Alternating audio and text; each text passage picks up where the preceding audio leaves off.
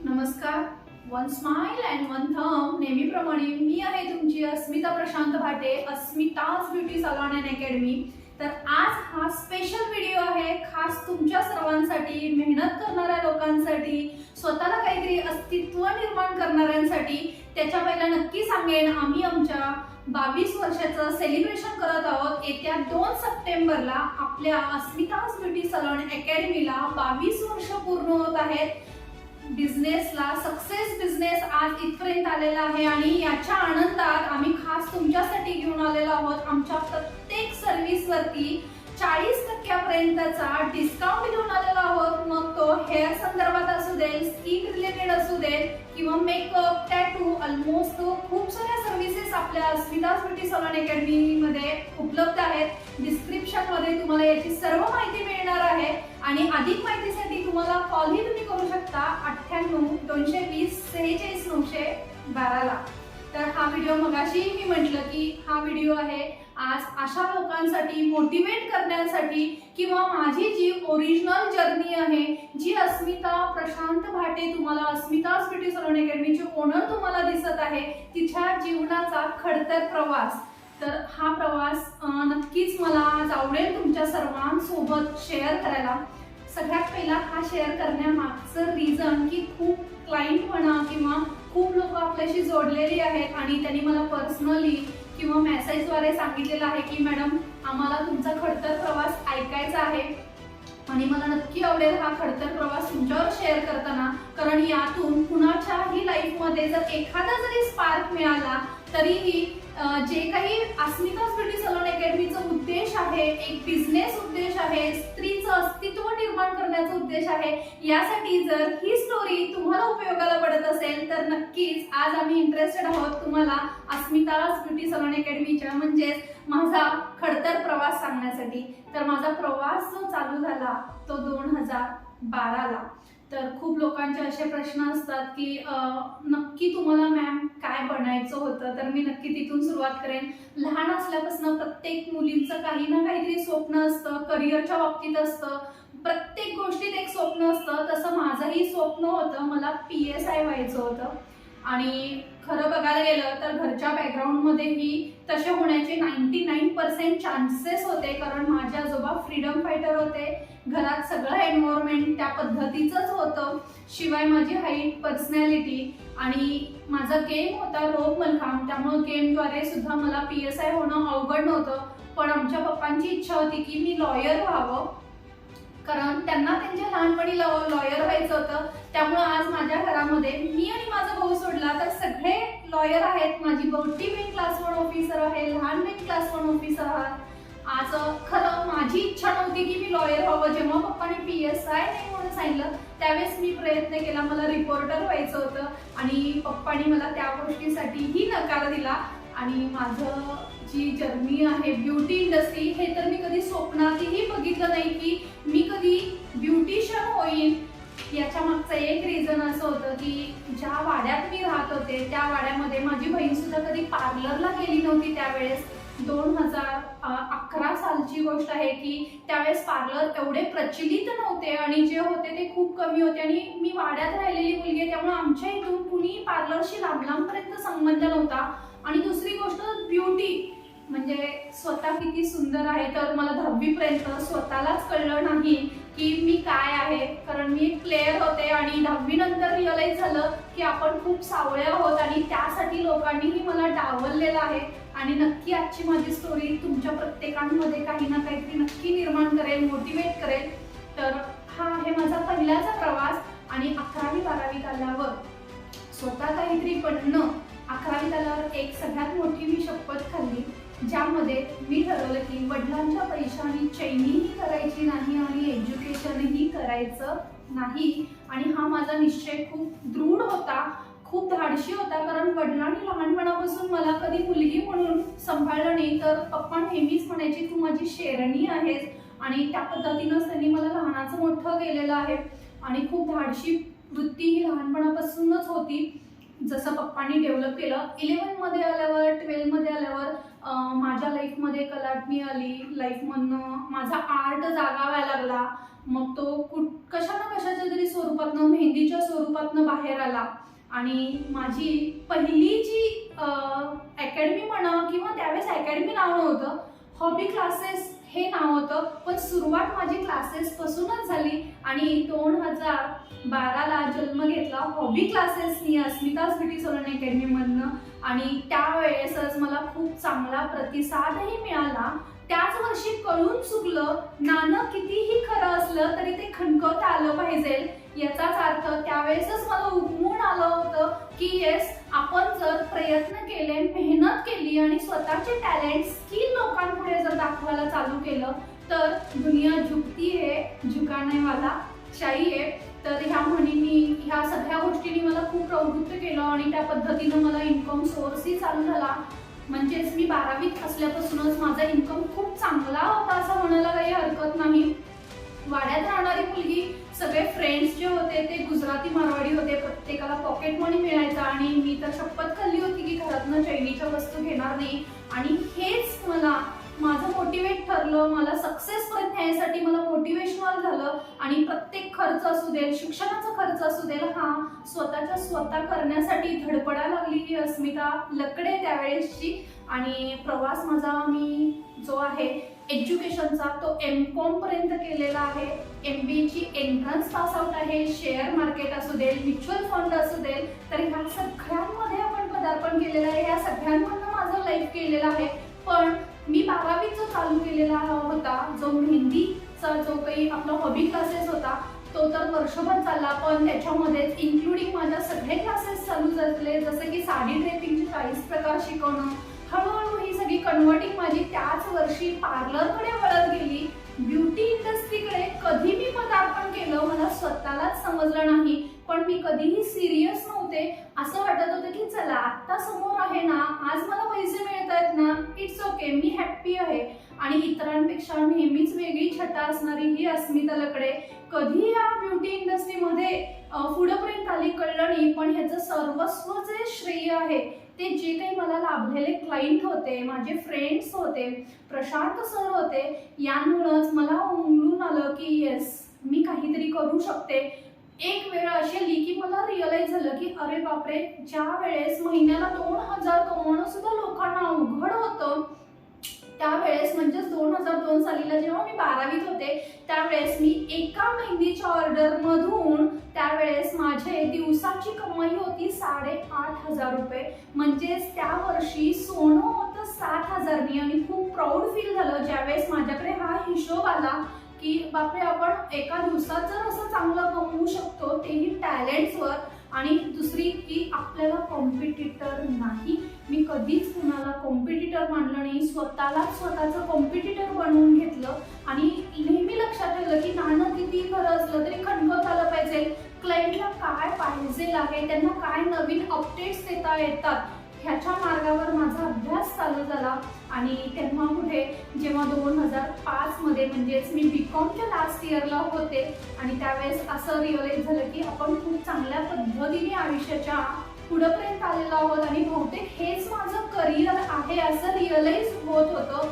पण परत मी थांबले, कारण लग्नाचं वय होतं, घरातले लग्नासाठी बघत होते. प्रत्येक मुलीला आता जो कोणी हा व्हिडिओ बघत असतील, तुमच्याही लाईफमध्ये अशा घटना घडल्या असतील की लग्न आहे किंवा लग्नाचं वय आहे म्हणून आपण करिअरसाठी थांबतो. तर मी प्रत्येकाला सांगेन की थांबू नका.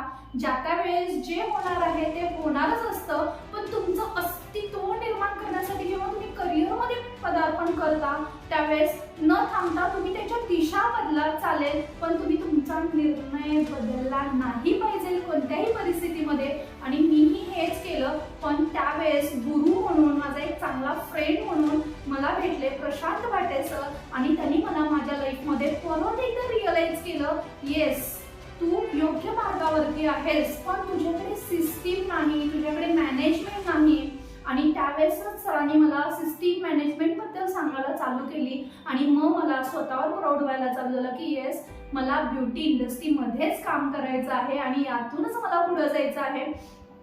काही नसताना सुद्धा मी 2005 मध्ये माझ्याकडे 4 असिस्टंट होते आणि त्यावेळेसही मी सेमिनार घेत होते. सेमिनार माझे 2005 साला म्हणजे 2002 पासून 2005 पर्यंत मी वाई, महाबळेश्वर, सातारा, इचलकरंजी म्हणजे ऑलमोस्ट बऱ्याच ठिकाणी सेमिनार्स घेतले होते, पण त्यावेळेस मोबाईलची एवढी प्रथा नव्हती किंवा कॅमेरेवाले मोबाईल नव्हते. त्याचे जे काही रेकॉर्ड्स पाहिजे ते रेकॉर्ड्स माझ्याकडे नव्हते, पण माझ्याकडे फॉर्म सिस्टीम आजही आहे.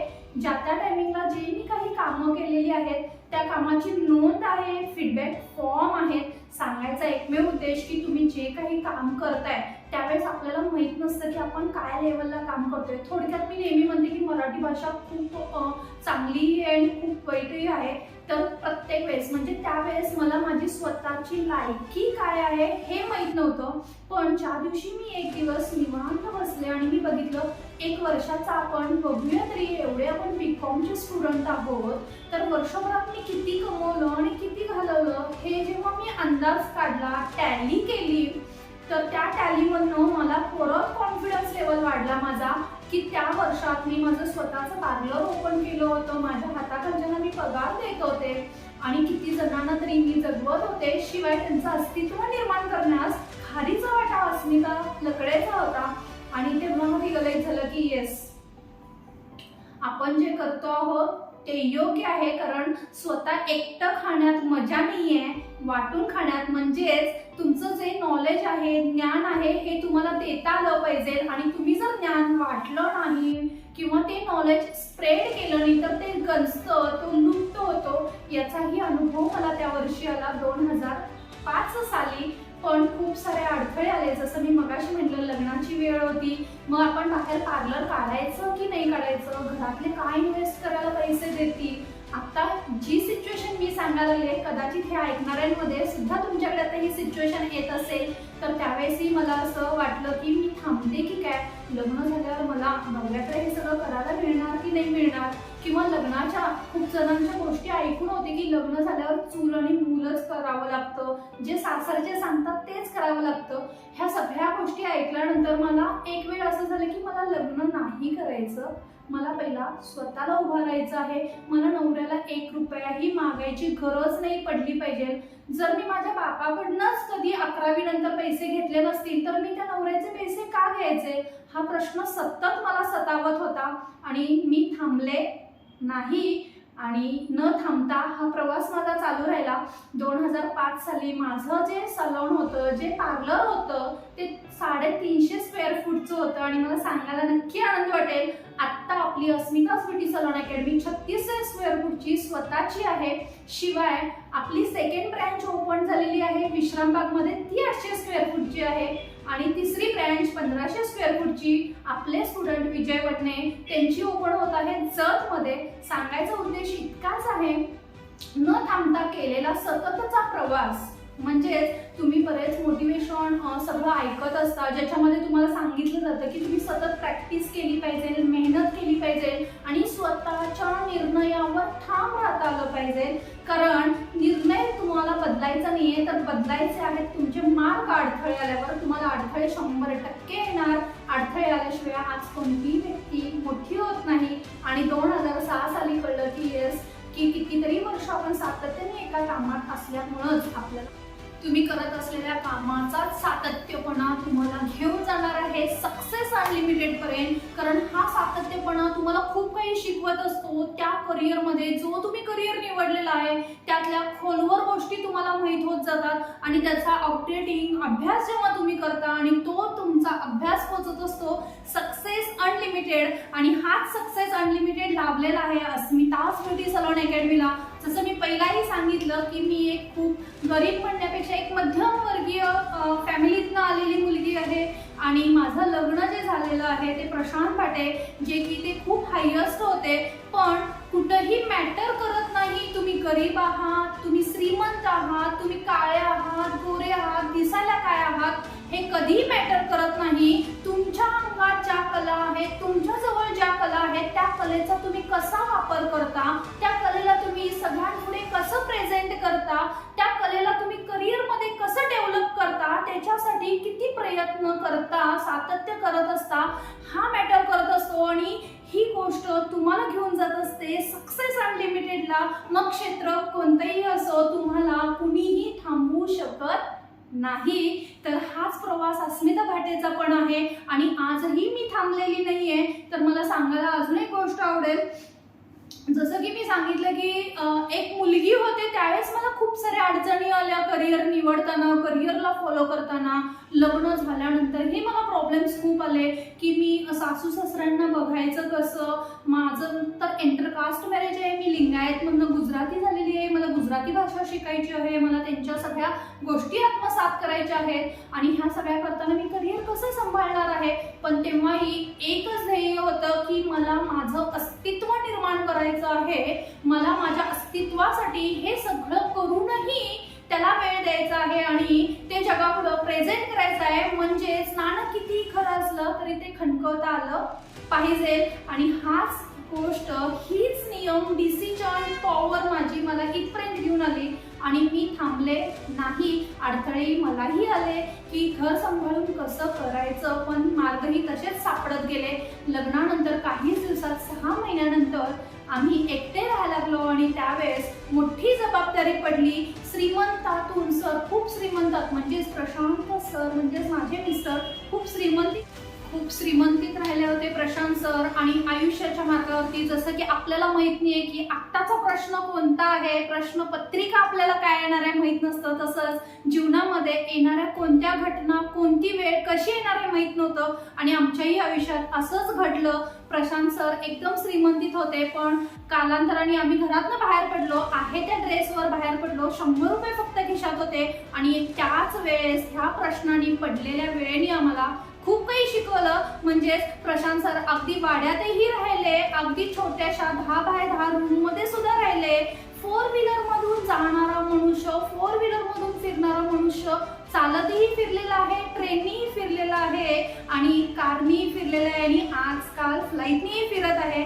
सांगायचा मुद्दा इतकाच आहे की वेळ कधीही थांबत नाही. अडचणी येणार तुम्हाला आयुष्यामध्ये, पण अडचणी कायमस्वरूपी थांबायसाठी आलेल्या नसतात. पण त्यासाठी तुमचे जर प्रयत्न थांबले तर अडचणी 100% वाढणार आहेत. त्यामुळे आयुष्यात कधीही थांबू नका. हा आमच्या आयुष्यातला एक मोठा किस्सा आहे आणि बरंच काही खूप गोष्टी आहेत ज्या की मी तुमच्याबरोबर शेअर करणार आहे. जसं की ही गोष्ट आम्ही केली की आम्ही 100 रुपयातनं बाहेर पडलो आणि त्यानंतर मग कालांतराने आम्ही रेंटच्या घरात राहिलो. जी अस्मिता प्रशांत भाटे आज तुम्हाला 4 व्हीलर मधनं दिसते, ह्या अस्मिता प्रशांत भाटेंनी 11 घरं 10 वर्षात बदललेली आहेत. म्हणजेच रेंटची 11 घरं मी स्वतः बदललेली आहेत आणि हे 11वं घर आता आमचं स्वतःचं आहे. सांगायला फार अभिमान, स्वाभिमान वाटतो.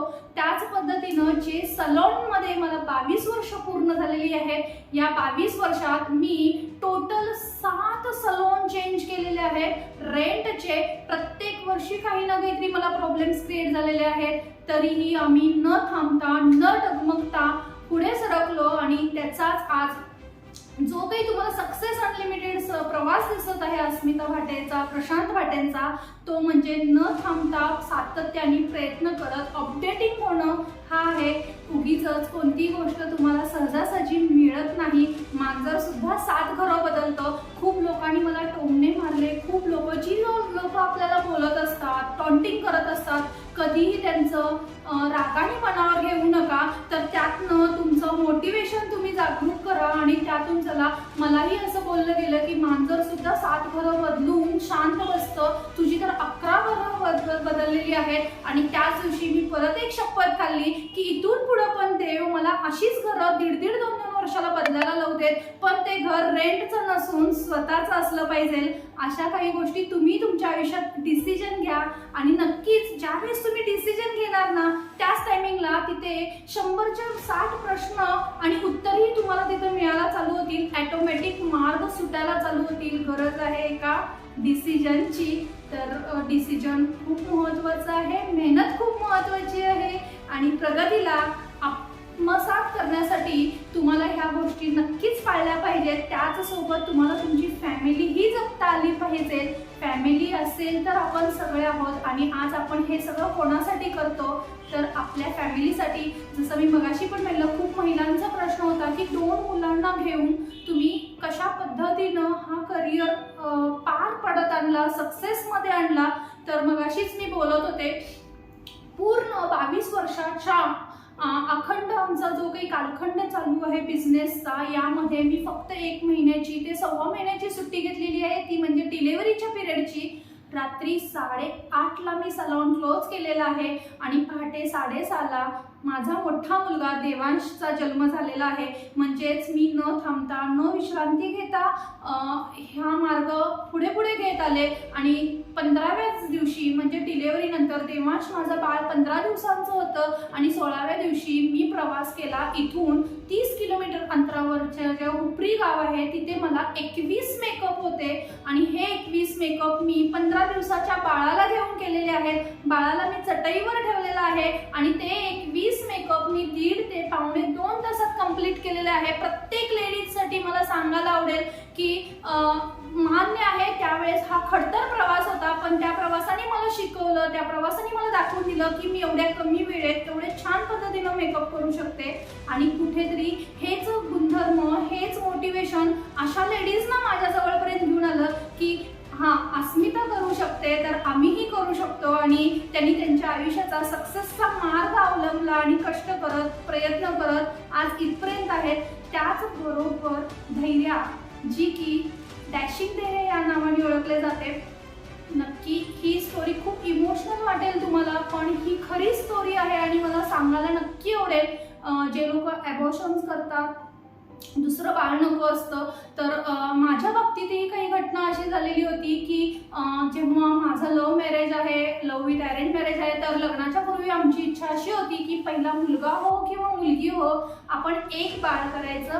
ते 5 वर्षाचं झाल्यावर आपली परिस्थिती खूप चांगली असणार आहे आणि आपण दुसरं बाळ दत्तक घ्यायचं, ही आमची कन्सेप्ट होती. पण देवाला कदाचित वेगळं काहीतरी मान्य होतं. देवांश माझा जन्मल्यानंतर मला राहिली धैर्या, जी की मला 4 मंथ नंतर समजलं की मी प्रेग्नेंट आहे. 100तली एखादी केस अशी होते, डॉक्टरांनी ज्यावेळेस मला सांगितलं की तुमची केस खूप वेगळी आहे, 100तली एक केस, कारण त्या टायमिंगला माझे पिरियड्स चालू होते आणि मला कळलंच नाही. बऱ्याच डॉक्टरांनी माझे पिरियड्स थांबायसाठी प्रयत्न केले आणि तरी माझं ॲबॉर्शन झालं नाही आणि बाळ झालं 4 महिन्याचं.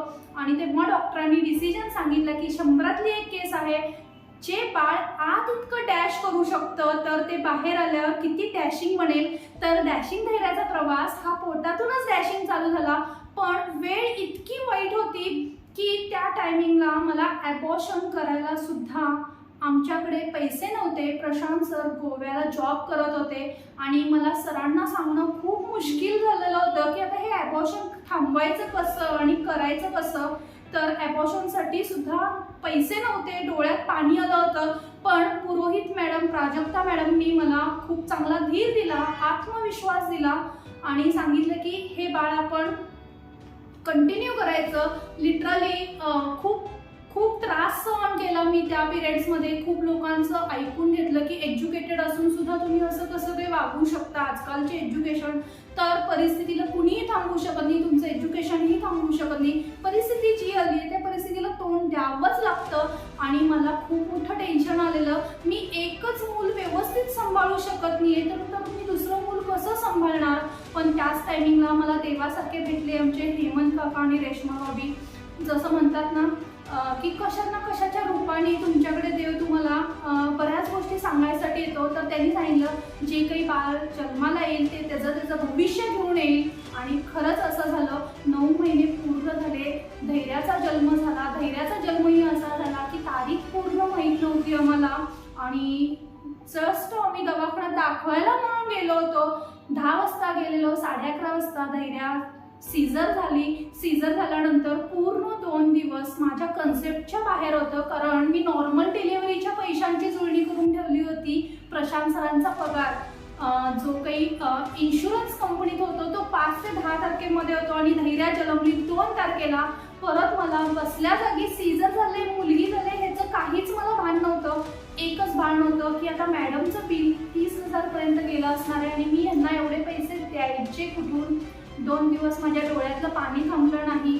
मॅडमनी मला विचारलं की पहिला मुलगा आहे, दुसरी मुलगी झाली, एवढं छान झालंय, तुझ्या डोळ्यातलं पाणी का थांबत नाही. आणि त्यावेळेस माझा सत्य बोलण्याचा स्वभाव तिथं खूप चांगल्या पद्धतीनं प्रेझेंट झाला. जसं की मी नेहमी म्हणते, नाणं कितीही खरं असलं तरी खणकवता आलं पाहिजे. तर तुम्हाला तुमची कुठलीही परिस्थिती असू दे, खरं बोलता आलं पाहिजे. आणि मी मॅडम समोर मांडणं माझा पूर्ण संसार, आणि त्यांना सांगितलं तुमचे पैसे द्यायला आता 2 दिवस माझ्याकडे पैसे नाहीत, पण माझ्या एका शब्दावर, प्रशांतच्या एका शब्दावर आम्हाला कुठूनही पैसे येतील, पण आम्हाला ते नको आहेत. माझे आई वडीलही पैसे द्यायला तयार होते, पण माझ्या आई वडिलांची परिस्थिती पेटाची आहे. त्यामुळं आम्हाला पुरोहित मॅडमनी तिथे 15 दिवसांचा टाइम पिरियड दिला, आणि तीही वेळ निघून गेली. सांगायचा उद्देश असा, ज्या डॅशिंग धैर्याला आम्ही ॲबॉर्शन करणार होतो, त्याच डॅशिंग धैर्याचं आज पूर्ण इंडियावर नाव आहे. आणि मला गॅरंटी आहे नक्कीच या 2 वर्षात तिचे प्रयत्न तिला जगापर्यंत पोहोचवतील. आणि जो काही नशिबाचा पार्ट आहे, किंवा जो काही प्रत्येकाची कला आहे, आर्ट आहे, हे नेहमी त्याला जगवत असतं. परिस्थिती तुमची कुठलीही असू दे. मगाशी मी सांगितलं, तुम्ही काळे आहात, गोरे आहात, तुम्ही लहान आहात, मोठे आहात, तुमचं वयही मॅटर करत नाही. तर त्याच्यासाठी महत्त्वाचे तुमच्याकडे असलेले स्किल, तुमच्याकडे असलेले टॅलेंट्स आणि स्वतःवर असलेला आत्मविश्वास तुम्हाला इतक्या चांगल्या पद्धतीनं घेऊन जाऊ शकतो. पण त्याच्यासाठी गरज आहे तुम्ही सातत्याने एखाद्या गोष्टींमध्ये राहणं, त्याच्यामधनं अपडेटिंग म्हणजेच अभ्यास करणं हे खूप महत्त्वाचं आहे. आणि अशा पद्धतीनं मी देवांश आणि धैर्या हे 2 मुलांना घेऊन मी माझं ब्युटी सलॉन इंडस्ट्री कंटिन्यू केलं. पण हे करताना पण खूप जणांचे प्रश्न येतात की मॅडम आम्हाला एकही मूल सांभाळायला एवढा प्रॉब्लेम येतो, ते सांभाळून घरचं कामही धड होत नाही, तर तुम्ही पार्लर कशा पद्धतीनं हँडल केलं. तर याच्यासाठी मी सर्वप्रथम केलं नाईट टॉकिंग. तर हे नाईट टॉकिंग काय आहे यासाठी तुम्ही आमच्या यूट्यूब चॅनलवर जावा, आणि तिथे आम्ही पहिलाही याचे व्हिडिओ केलेले आहेत. नाईट टॉकिंग काय आहे ते तुम्ही बघू शकता. डिस्क्रिप्शनमध्येही त्याची तुम्हाला इन्फॉर्मेशन मिळून जाईल. तर मी बिलीव्ह करते नाईट टॉकिंगवरती, आध्यात्मिकवरती. आजही अस्मिता प्रशांत भाटे ब्युटी इंडस्ट्रीमध्ये जरी असली तरी आध्यात्मिक नॉलेजवरती किंवा आध्यात्मिकवरतीही माझा तितकाच विश्वास आहे. हां, अंधविश्वास बिलकुल नाही, पण विश्वास नक्कीच आहे. जसं की एक जेवणाचं ताट असतं, त्या ताटामध्ये तिखट, आंबट, गोड सगळ्या गोष्टी असतात, आणि तेव्हा ते पंचपक्वान्न म्हणत असतं. तसंच आपल्या ह्या लाईफमध्ये, ह्या आयुष्यामध्ये, आपल्याही आयुष्यामध्ये सगळ्या गोष्टी असणं खूप गरजेचं आहे. मग ते सुख दुःख असू देत, बऱ्याच गोष्टींचे अडथळे असू देत. फक्त सुख असेल तरीही त्याचा काही उपयोग नाही. तर ह्या सगळ्या गोष्टी असणं खूप गरजेचं आहे, आणि ह्या सगळ्या गोष्टी आत्मसात करणं गरजेचं आहे. आणि ह्या गोष्टी तुम्ही एक्सेप्ट करणं गरजेचं आहे. तुमच्या लाईफमध्ये प्रॉब्लेम्स आल्यात, येस, त्याला एक्सेप्ट करा आणि त्याच्यावरचे मार्ग शोधायला चालू करा, आणि तर तुम्हाला त्या प्रश्नांची उत्तरं मिळणार आहेत. याच पद्धतीनं मी देवांश आणि धैर्याला अशा पद्धतीनं ट्रीट केलं. यासाठी मला सगळ्यात मोठा अभ्यास कुणाकडून मिळाला असेल तर प्रशांतकडून, जो की त्यांनी मला शिकवलं की आपल्या मुलांना आपण कसं ट्रीट केलं पाहिजे. आणि ह्या पद्धतीनं आम्ही खूप चांगल्या पद्धतीनं देवांश आणि धैर्याला ट्रीट करत गेलो. कालांतराने वेळ पण अशी काही आमच्यावर आली होती की देवांशला घ्यायला खूप जण होते. माझ्या मम्मीच्या घरी तो कृष्ण म्हणून बोलवला जायचा, तर देवांशला सगळेजण घ्यायचे. असं वाटायचं की धैर्यामुळं देवांशवर, लहान बाळावर अत्याचार होतोय, म्हणून देवांश हा राहिला माझ्या मम्मीकडे. डॅशिंग धैर्याचा प्रवास चालू झाला तिच्या वयाच्या म्हणण्यापेक्षा महिन्यांचा पण नाही तर दिवसांचा. 15व्या दिवशी तिनं माझ्यासोबत पार्लरला यायला चालू झाली. माझ्यासोबत पार्लरला मी 15 दिवसाचं बाळ घेऊन जायला लागले, कारण परिस्थितीच अशी होती की रोजचे पैसे कमवणे माझ्यासाठी खूप गरजेचे होते. प्रशांत सर गोव्याला होते, जॉब होता 50,000चा, पण आमच्या पर्सनल प्रॉब्लेम्समुळे ते पैसे आमच्या हातात येत नव्हते. त्यामुळं रोजचे पैसे कमवणे फार गरजेचं होतं. जर मी इथं पैसे कमवले तरच प्रशांत सर गोव्यामध्ये जेवण करत होते. ही एक वेळ नक्की मला सगळ्यांना सांगायला आवडेल की सगळ्यांना आता गाडी बंगला दिसतोय, पण एक वेळ अशी पण आमची होती, जर मी इथनं 500-300 रुपये जर नाही टाकले तर प्रशांत सर अक्षरशः त्या दिवशी फक्त केळीवर राहत होते. आणि मला कुठेही लाज वाटत नाही किंवा अजिबात निसंकोच वाटत नाही, कारण काही लोक अशीही मार्केटमध्ये आहेत, अशीही ह्याच्यात आहेत की भलेही आता श्रीमंती आहे किंवा पुढे येणार असेल किंवा मागची जर प्रशांत सरांचा अनुभव घेतला तर ते खूप श्रीमंत होते, पण त्यांनाही ही वेळ बघावी लागली. पण तुम्ही डगमगलं नाही पाहिजे, आत्मविश्वास नाही घालवला पाहिजे. जसं की स्वामी समर्थही म्हणतात, वेळ आहे, ही वेळ निघून जाईल. तर तुमच्याही लाईफमध्ये काही प्रॉब्लेम्स असतील, अडथळे आले असतील तर स्वतःला सांगा ही वेळ आहे, ही वेळ निघून जाईल. फक्त प्रयत्न करायला थांबू नका, कुठल्याही गोष्टीला डगमगू नका. आणि सगळ्यात महत्त्वाचं तुमचा आत्मविश्वास. तुमचा आत्मविश्वास जर असेल की yes I can do it, मी हे करू शकते, तर तुम्ही ते नक्की करा. तुमचं मन जर तुम्हाला 100% सांगत असेल की तुम्हाला हे काम जमू शकतं, करू शकतं, तर नाणं किती गरजलं तरी ते खणखवता आलं पाहिजे. तर धैर्याचा जो प्रवास झाला तो 15व्या दिवसापासून, आणि डॅशिंग धैर्या जी की महिना 2-3 महिन्याचं बाळ झाल्यानंतर खेळणीने खेळायला पाहिजे, जे तिचं वय खेळणीनं खेळायचं होतं, पण मी पार्लरमध्ये तिला घेऊन जात असल्यामुळे तिथे खेळणी वगैरे असं काही नाही. तर ती जी काही खेळणी असेल ती एखादी दुसरी आली तरी ती त्याच्यावर खेळत नव्हती, तर ती खेळायला लागली मेकअपच्या ब्रशनी. तर तिचा मेकअपचा प्रवास, जी की आज makeup artist, celebrity makeup artist, तसंच प्रोस्थेटिक मेकअप आर्टिस्ट म्हणून सगळ्यांपुढे जी ओळखली जायला लागली, तर तिचाही प्रवास 1-2 दिवसाचा नाहीये. तर ज्या वयात काही कळतच नाहीये, ज्या वयात खेळणीने खेळायला पाहिजे, त्या वयात धैर्याने हातात पकडला मेकअपचा ब्रश. आणि खडतर मार्ग म्हणजेच तिच्या वयाच्या 7व्या वर्षी आम्हाला रिअलाइज झालं की डॅशिंग धैर्या फक्त 26 मिनिटांमध्ये ब्रायडल मेकअप करतेय.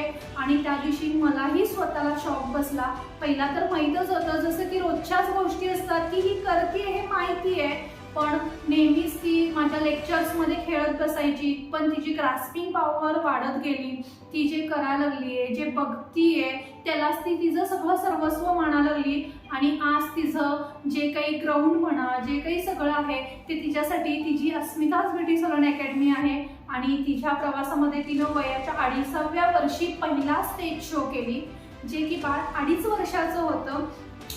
तिला मला लवकर स्कूलमध्ये घालावं लागलं आणि ॲज अ प्ले ग्रुपमध्ये म्हणून मी तिला घातलं होतं योगिनी मॅमकडे. आणि तिथे होतं 5 मिनिटाचा टॅलेंट शो. तर त्या टॅलेंट शोमध्ये डॅशिंग धैर्यानी 4 मिनिटं 56 सेकंदामध्ये स्वतःला ग्रूम केलं. म्हणजेच आय मेकअप, लिपस्टिक, स्वतःला ज्वेलरी घालण्यापासून हेअरस्टाईल बनवण्यापासून सगळ्या गोष्टी 4.56 सेकंदात पूर्ण केल्या. आणि त्या दिवशी मोठा आनंदाचा शॉक मला बसला की हे कसं शक्य आहे. पण ह्याचा लाईव्ह व्हिडिओही आपल्या यूट्यूब चॅनलला आहे, तुम्ही बघू शकताय. जर डॅशिंग धैर्य इतकं सगळं करू शकते तर आपण का नाही, हा प्रश्न त्यावेळेसही मला पडला. आणि कालांतराने ती 2.5 वर्षापासून 5-6 वर्षाची आली. आणि त्यावेळेस मार्केटमध्ये कोविडची लाट आली. आणि ह्या कोविडनी तर खूप जणांचं नुकसानही झालेलं आहे, खूप जणांचा फायदाही झालेला आहे. पण अस्मिता भाटेच्या फॅमिलीला ऑलमोस्ट ह्याचा 100 नाही 1000% फायदा झाला. त्याच वेळेस मला सांगायला आवडेल की प्रशांत भाटे म्हणजेच माझे मिस्टर, जे SBAला डिव्हिजनल ब्रँच मॅनेजर होते, म्हणजे जरा कमी 1 लाख पगार आमच्या घरात येत होता. आणि ह्या कोविडमध्ये सरांची बदली झाली गडचिरोलीला आणि ते मला अजिबात मान्य नव्हतं. आणि त्याच वेळेस आम्ही डिसिजन घेतला की येस आता सरांना केमिकल लाईनमध्ये यायचं आहे. आणि सर कॉस्मॅटिक लाईन्समध्ये आले, केमिकलचं एज्युकेशन घेतलं. आणि ह्या कोविडमध्ये आम्हाला बेनिफिट म्हणा किंवा एक सोशल वर्क करण्याची खूप मोठी संधी मिळाली. यामध्ये अस्मिता ब्युटी सलून अकॅडमी आणि APP कॉस्मॅटिककडनं रोजचे 100 पीसेस सॅनिटायझर जे आहे ते आम्ही फ्री ऑफ कॉस्ट वाटायला चालू केली. आणि तिथून आमच्या आयुष्याला परत एक वेगळी कलाटणी बसली.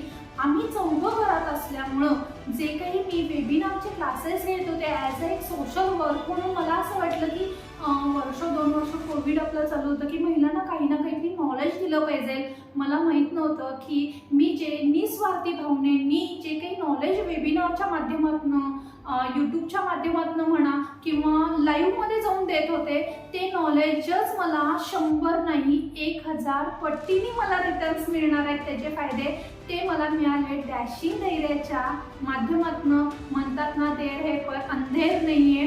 त्याच बाबतीत अशा काही गोष्टींवर माझाही विश्वास आहे की निस्वार्थीपणाने केलेलं काम असू दे, जे की तुम्ही ज्या पद्धतीनं देतात त्याच्या 100 पद्धतीनं त्याचे रिटर्न्स तुम्हाला बघायला मिळत असतात, ते तुम्हाला अनुभवायला मिळत असतात. आणि मी जे काही एज्युकेशन खुल्या हाताने दिलं तेच सगळं कितीतरी पटीनं मला डॅशिंग धैर्याच्या माध्यमातून आलं. आणि ही डॅशिंग धैर्या स्वतः एवढी कॅपेबल झाली की जी की मेकअप इंडस्ट्रीमध्ये आता खूप मोठा स्टडी करत आहे.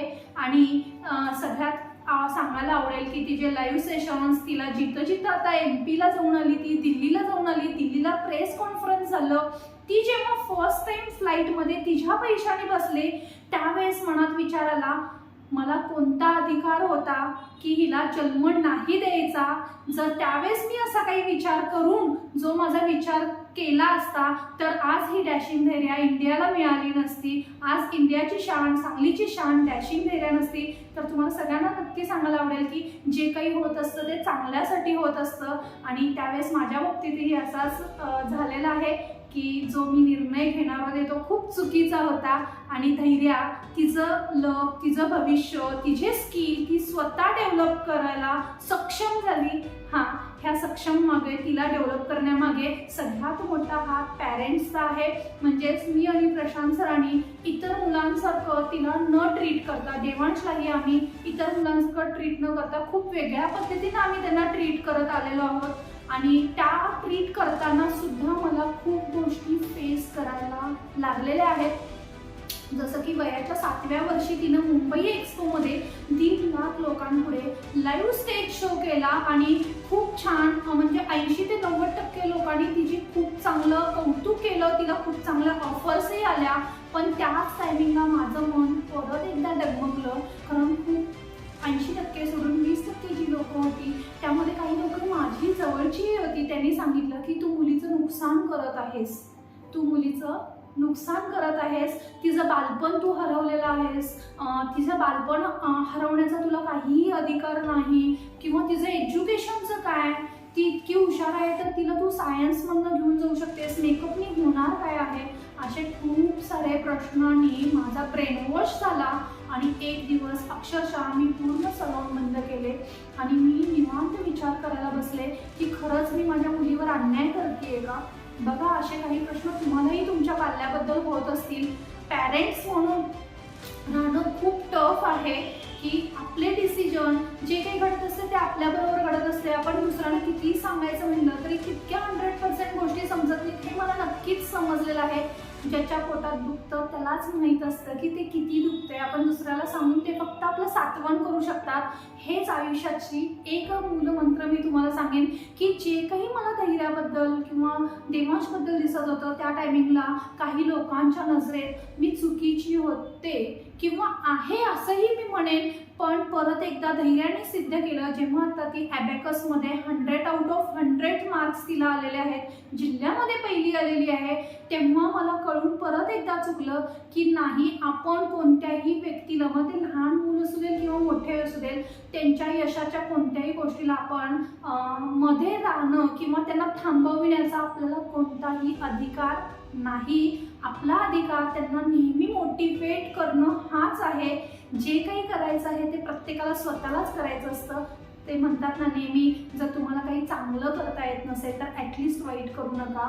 तर तसंच आहे की आपण आपल्या मुलांना सुद्धा, तुम्हाला एखादी गोष्ट सांगायची तुम्ही सांगा, पण त्यांना टोकू नका किंवा ॲटलिस्ट त्यांना थांबवू नका. पण त्यांना चांगलं काय आहे आणि वाईट काय आहे ह्या दोन्ही गोष्टी सांगणं गरजेचं आहे. आणि त्या 3 निर्णयामधल्या 3ही निर्णयांमध्ये त्यांच्यावर एखादा निर्णय सोपवणंही खूप गरजेचं आहे. आणि वाट बघणं गरजेचं आहे की आपला मुलगा किंवा मुलगी ह्या 3 निर्णयामध्ये कुठल्या निर्णयाला होकार देतो. आणि त्याच्यानंतर मग तुम्हाला तुमचे निर्णय तुमच्या मुलांना सांगायचे. आणि हीच गोष्ट आम्ही देवांश आणि धैर्याच्या बाबतीत केलेली आहे. आणि आज जो हा अकॅडमीचा बिझनेस तुम्हाला दिसतोय, या बिझनेसमध्ये तितकाच वाटा धैर्याचाही आहे आणि देवांशचाही आहे. मला सांगायला खूप आनंद होतो की आमचं जे बॉन्डिंग आहे ते खूप महत्त्वाचं आहे. फॅमिली बॉन्डिंग जर असेल तर तुमच्या यशाला कुणीही थांबवू शकत नाही. मग ती घरातली एक व्यक्ती असू देल, दुसरी व्यक्ती काम करत असू देल, गरजेचं नाही की प्रत्येक पूर्ण फॅमिली एकाच फील्डमध्ये असावेत. पण बॉन्डिंग, कम्युनिकेशन खूप खूप गरजेचं आहे. आणि मोटिवेशन. तर नक्की या गोष्टींवर तुम्ही विचार करा. ह्या 3 गोष्टी जर आपल्याच फॅमिलीत असतील तर आपल्याला पुढे जाण्यास कुणीही थांबवू शकत नाही.